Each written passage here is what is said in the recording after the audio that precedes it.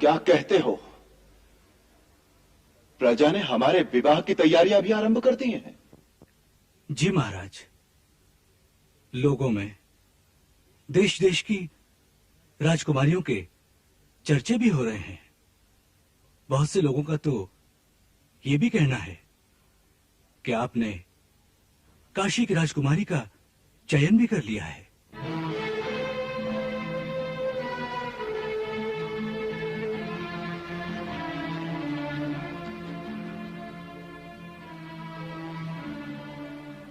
प्रजा कितनी निर्मम हो सकती है। क्या आपको इस बात पर विश्वास नहीं कि महारानी सीता निर्दोष और सर्वथा पवित्र थी? इसमें किसी को कोई संशय नहीं है। फिर आपने ये प्रस्ताव कैसे रख दिया कि हम दूसरा विवाह कर लें? क्योंकि आप अश्वमेध यज्ञ का संकल्प कर चुके हैं और ये शास्त्र का विधान है कि मनुष्य पत्नी के बिना किसी धर्म कार्य का अनुष्ठान नहीं कर सकता। या तो महारानी सीता को वापस लाया जाए। जहां तक महारानी सीता को वापस लाने का प्रश्न है, तो पहली बात तो यह है कि महारानी सीता है कहां, और यदि वो मिल भी जाए तो क्या प्रजा उन्हें स्वीकार कर लेगी?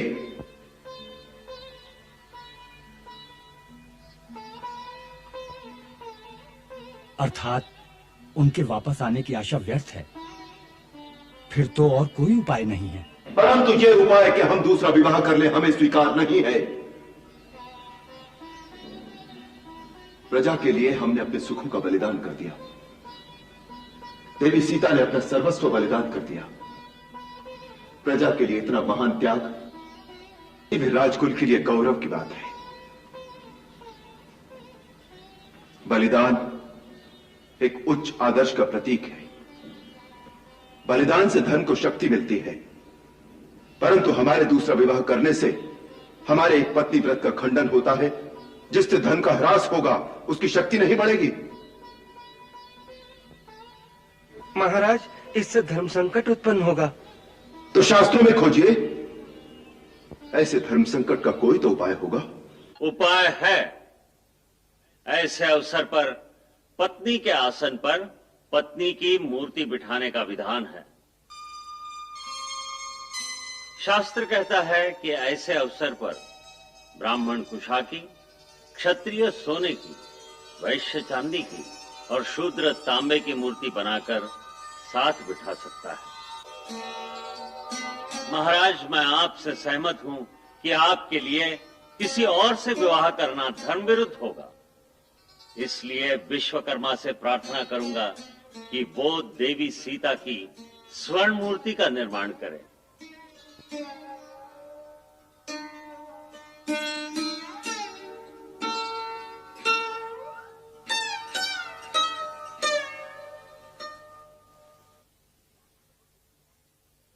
क्या महारानी सीता की स्वर्ण मूर्ति बनेगी?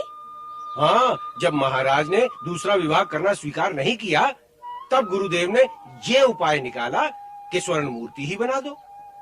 हमारे महाराज सचमुच मर्यादा पुरुषोत्तम है। मैं तो प्राय यही सोचती हूँ कि ऐसे सत्य के उपासक ने झूठे कलंक के कारण देवी सीता का त्याग कैसे कर दिया था। हमने तो सुना है कि महाराज त्याग के पक्ष में कदापि नहीं थे। वो तो स्वयं राज्य छोड़ना चाहते थे, परंतु महारानी सीता ने उन्हें ऐसा करने से ये कह के रोक दिया कि इससे रघुकुल का राजा साधारण मानव की भांति निर्बल दिखाई देगा। सचमुच देवी सीता परम सती थी। उन्होंने इस धरती पर समस्त नारी जाति का मान बढ़ा दिया है। हाँ, वो तो है। सुन लिया, महाराज ने दूसरे विवाह का प्रस्ताव अस्वीकार कर दिया है। भाई, महाराज ने ये सिद्ध कर दिया है कि प्रजा भले ही कितनी भी निंदा करे, परंतु उन्होंने अपने हृदय से सीता माता को सदा पवित्र ही समझा है। उन्होंने दूसरे विवाह के प्रस्ताव को ये कहकर ठुकरा दिया कि इससे महारानी सीता की पवित्रता का अपमान होगा। वो सर्वथा निर्दोष थी, इसलिए यज्ञ में मेरी पत्नी के स्थान पर और कोई नहीं बैठ सकती। वहाँ पर उनकी स्वर्ण मूर्ति ही बिठाई जाएगी। हाँ, धन्य है राजा राम। हम सबने देवी सीता की कितनी निंदा की थी, परंतु उन्होंने आज तक हमें कुछ नहीं कहा, कभी क्रोध तक नहीं किया, बल्कि हमारे रंजन के लिए उन्होंने देवी सीता का त्याग भी कर दिया। परंतु आज उनकी इस बात से पता चलता है कि वो अंदर से कितने दुखी रहे होंगे। हमें लज्जा से डूब मरना चाहिए। लज्जा किस बात की काका? उस समय प्रजा ने जो उचित समझा वही कहा, और जो राजा को करना चाहिए था वही राजा ने किया। भाई, मैं तो फिर ये कहता हूँ कि हम सबको महाराज के पास जाकर ये प्रार्थना करनी चाहिए कि महारानी सीता जहाँ भी हो उन्हें बड़े आदर के साथ वापस अयोध्या ले आए। प्रजा फिर अग्नि परीक्षा की मांग करेगी तो फिर क्या होगा? इसीलिए मेरे मत में तो महाराज ने बड़ी बुद्धिमानी का निर्णय लिया है कि देवी सीता के स्थान पर सोने की सीता रख दी। अब करा लो अग्नि परीक्षा। सच्ची बात तो ये है कि आज महाराज राम ने हम नारियों को ऐसा सम्मान प्रदान किया है कि जुग जुग तक समस्त नारी जाति उनकी ऋणी रहेगी। हाँ बहू, जिस नारी को आज तक अबला समझकर समाज मन माने ढंग से उस पर कीचड़ उछालता रहा, महाराज राम ने उसी अबला नारी को पूजा के स्थान पर बिठाकर उसे शक्ति का रूप प्रदान किया है। पुत्री, सुना तूने महाराज राम ने क्या किया है? क्या? उन्होंने दूसरा विवाह करना अस्वीकार कर दिया है।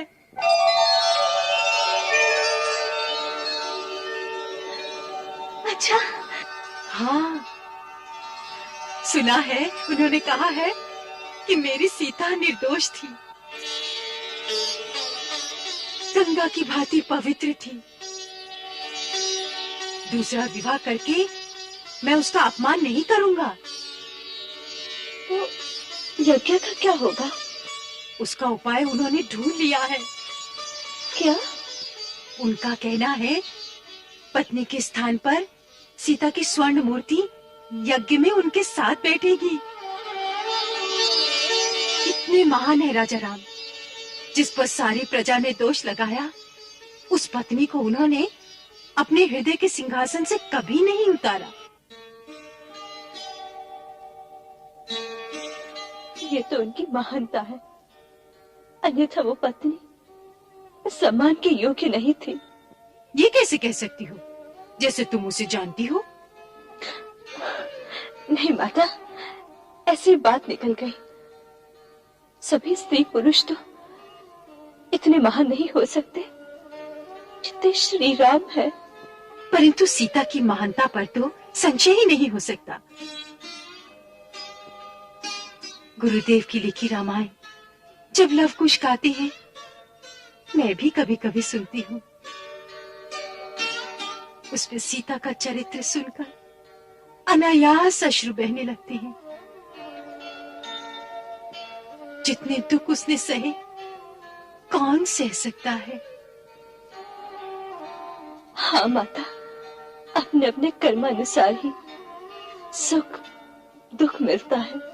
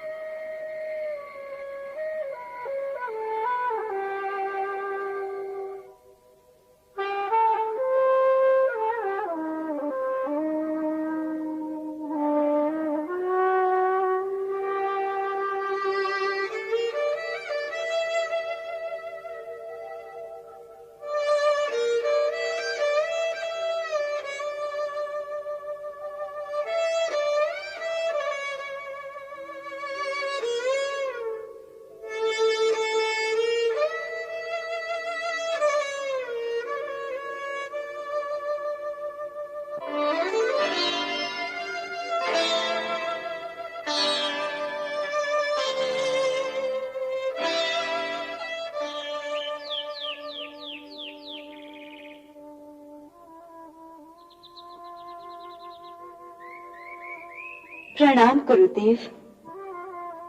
कल्याणम मस्तु। बैठो पुत्री।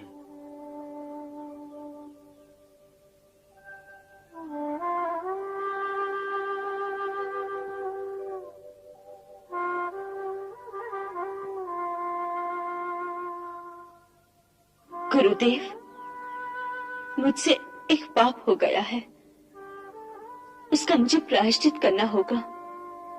इसके लिए मुझे कोई उचित उपाय बताइए, मेरा मार्गदर्शन कीजिए। पुत्री, तुम्हारा नाम लेने से समस्त पापों का नाश हो जाता है, फिर तुमसे पाप कैसे हो सकता है? कौन सा पाप किया है तुमने? मैंने पति पर झूठा संदेह किया है। उनकी उदारता देखिए, सारे संसार ने मुझ पर कलंक लगाया, परंतु उन्होंने मेरी पवित्रता पर रत्ती भर भी संदेह नहीं किया।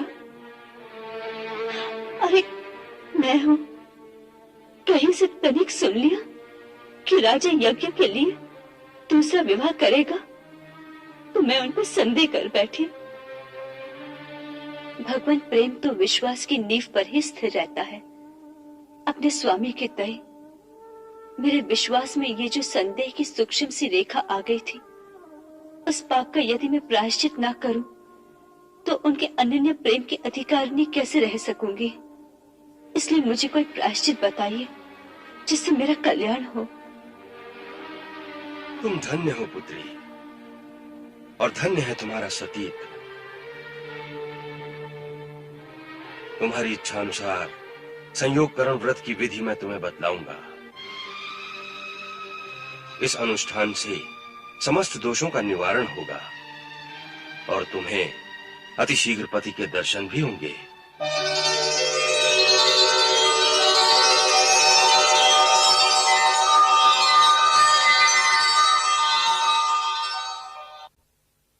काशी नरेश महाराज प्रतर्दन आपके दर्शनों के लिए पधार रहे हैं।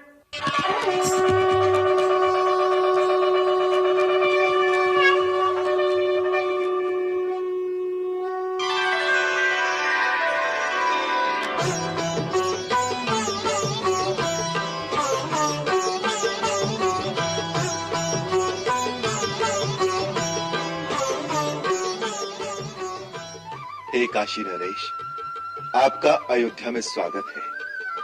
आपके आगमन से हम कृतार्थ हुए। प्रभु जी, यह मेरा अहोभाग्य है कि इस शुभ अवसर पर अवधेपति ने अपने दास को विसारा ही नहीं।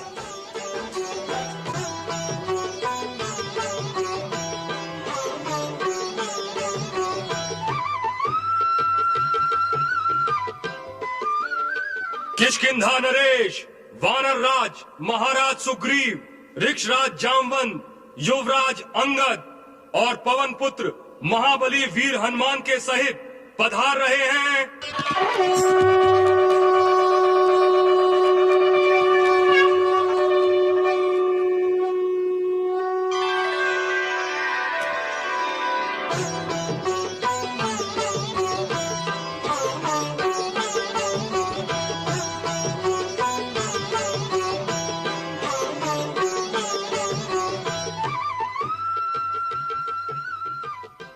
सखा, आपके आने से मेरा मन प्रफुल्लित हो गया। मेरे प्रभु, मेरा तो जीवन सफल कर दिया आपने।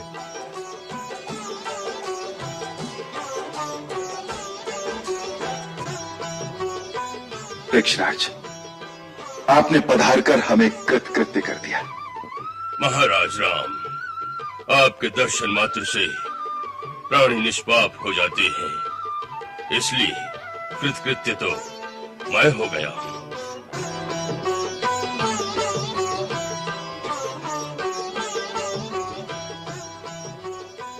युवराज अंगद, तुम्हें लक्ष्मण के साथ मिलकर यज्ञ में आए हुए ऋषि मुनियों की सेवा का भार उठाना होगा। मेरे अहोभाग्य जो आपने मुझे इस योग्य समझा। राक्षस कुलमणि लंकाधिपति महाराज विभीषण पधार रहे हैं।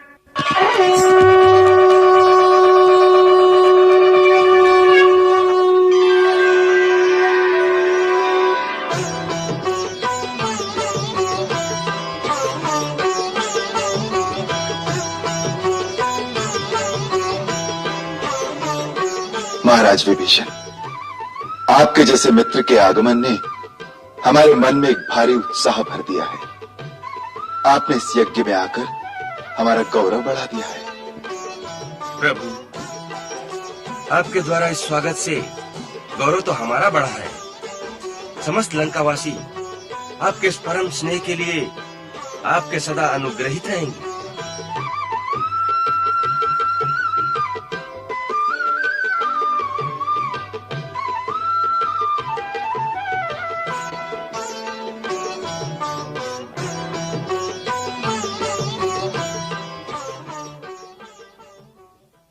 महाराज के अनुज रघुकुलमणि, वीर प्रतापी, मधुरा नरेश, राजा शत्रुघ्न पधार रहे हैं।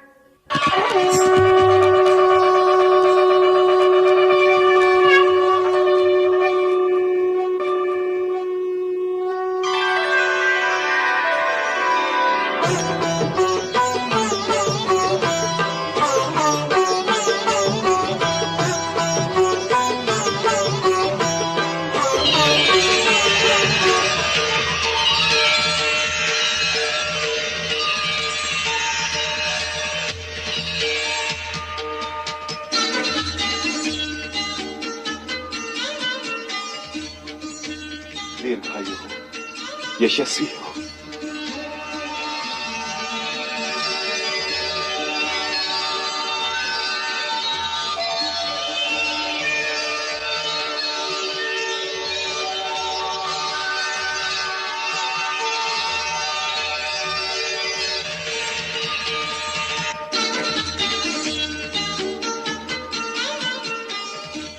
जीते रहो।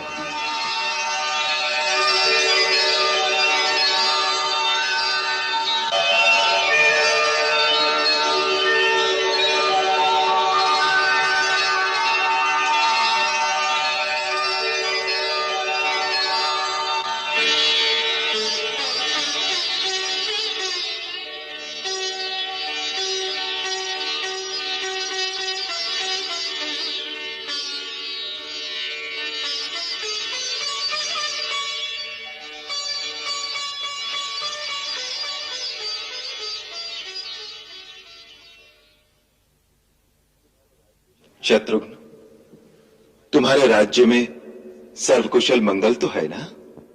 जो राज्य आपके श्री चरणों की छाया में पनपेगा, वहां तो अमंगल हो ही नहीं सकता। हम तुम्हारे दोनों पुत्रों को देखना चाहते हैं। कहाँ हैं वो? वो दोनों अपनी माँ के साथ रनिवास में गए हैं, बड़ी माँ की चरण वंदना करने। हम भी वहीं चलते हैं।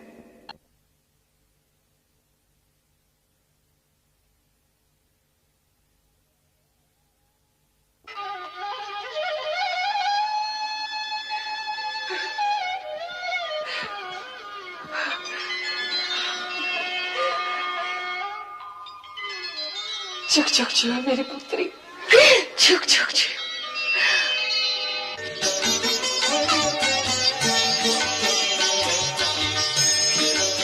अरे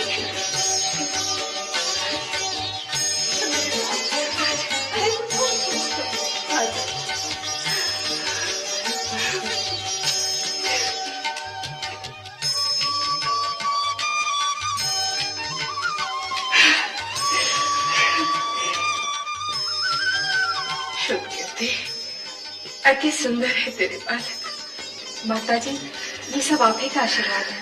दीदी, दीदी सुना है शुभकीर्ति आई है।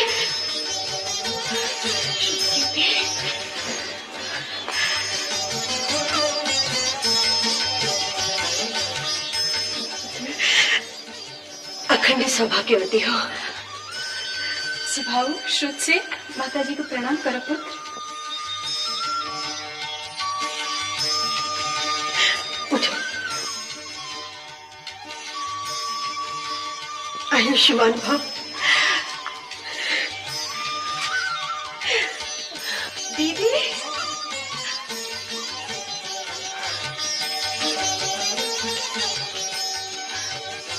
सौभाग्यवती भव।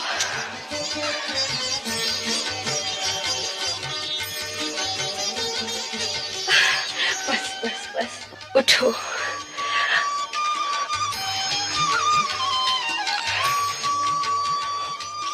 चिरंजीवी भव।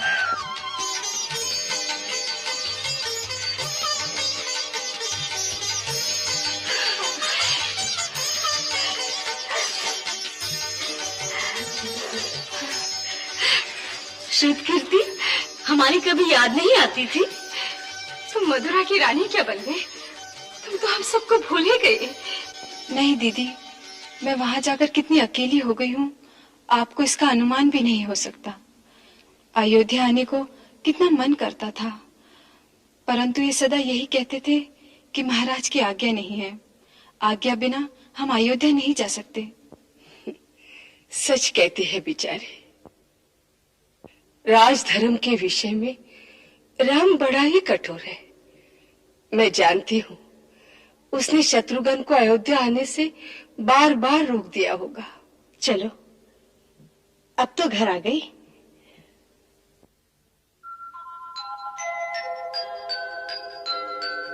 अरे, तुम लोग वहां क्यों खड़े हो? आओ, अपने भाइयों से मिलो। ये भाई कहाँ से आए हैं? मदुरा से आए हैं। सुबाहु और शत्रुसेन दोनों शत्रुघ्न काका के पुत्र हैं। आओ, इनसे मिलो।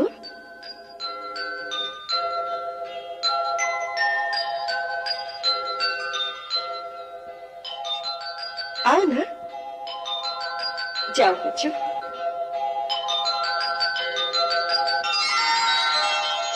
देखो, ये तश्क और पुष्कर दोनों भरत चाचा के पुत्र हैं। अंगद और चित्रकेतु लक्ष्मण चाचा के पुत्र हैं। और ये सुबाहु और श्रुतिसेन दोनों शत्रुघ्न चाचा के पुत्र हैं।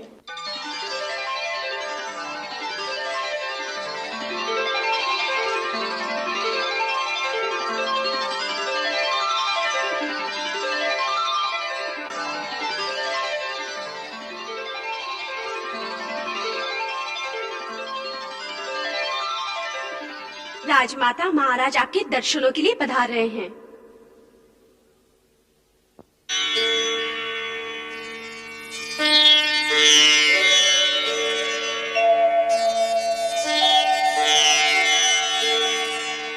माँ, देखिए तो कौन आया है।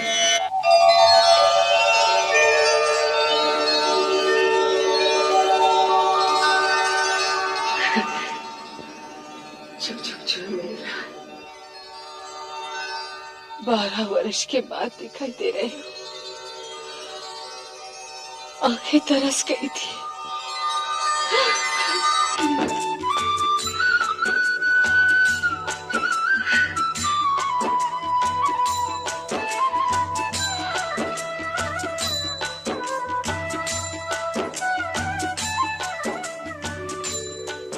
आयुष्मान भव, सौभाग्यवती भव। जाओ बच्चों, महाराज को प्रणाम करो।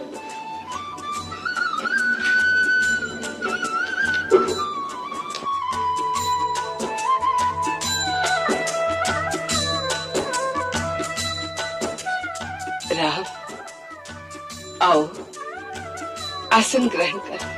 चलिए।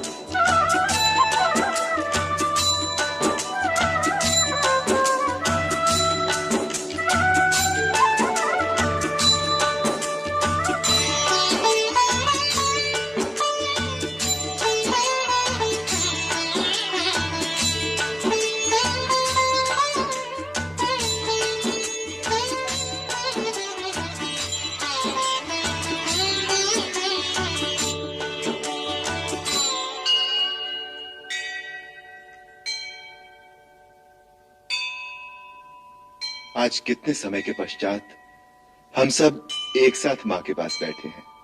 हाँ, आज 12 वर्षों के पश्चात माँ अपने चारों पुत्रों के साथ बैठी हैं। आज प्रसन्नता से आपका मन कितना प्रफुल्लित होगा।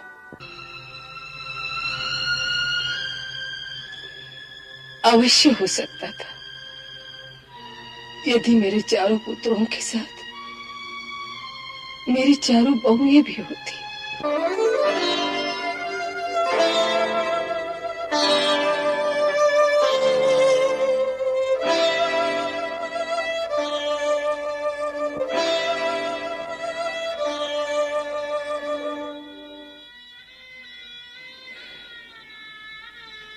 जिस राजमहल में मेरी सीता नहीं, उस राजमहल का सुख सुख नहीं लगता। उसके बिना ये अयोध्या अयोध्या नहीं लगती।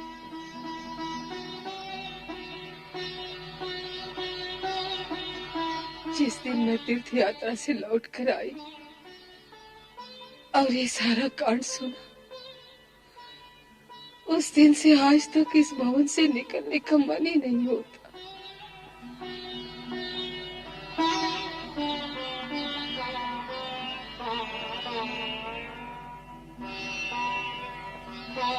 बड़ी माँ, आप भैया की विवशता को जानती हैं, फिर भी इन शब्दों की चोट से आप उनके मर्म स्थान को और दुखा रही हैं।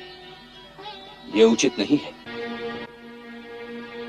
मैं किसी पर चोट नहीं करती पुत्र, केवल अपनी चोट दिखा रही हूं। मुझे और किसी से शिकायत नहीं। शिकायत है तो केवल अपने विष्णु भगवान से।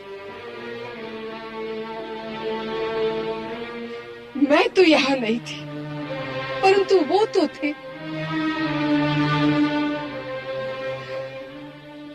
एक निर्दोष अबला नारी को चुपचाप नगर से बाहर निकाल दिया गया और वो चुपचाप रहकर सब कुछ देखते रहे। वो चाहते तो उस समय इस अयोध्या में प्रलय भी ला सकते थे।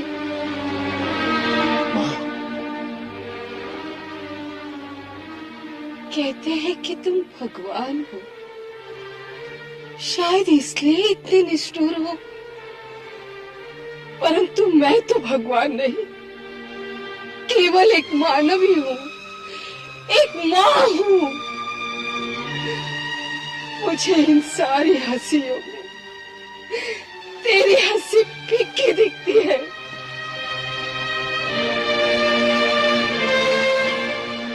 इस राजमहल में सब हंसने की चेष्टा करते हैं, परंतु सबके हंसी के पीछे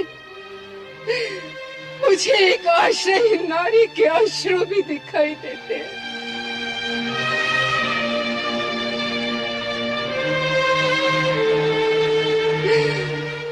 इस बहू के बीच उसका स्थान खाली दिखाई देता है।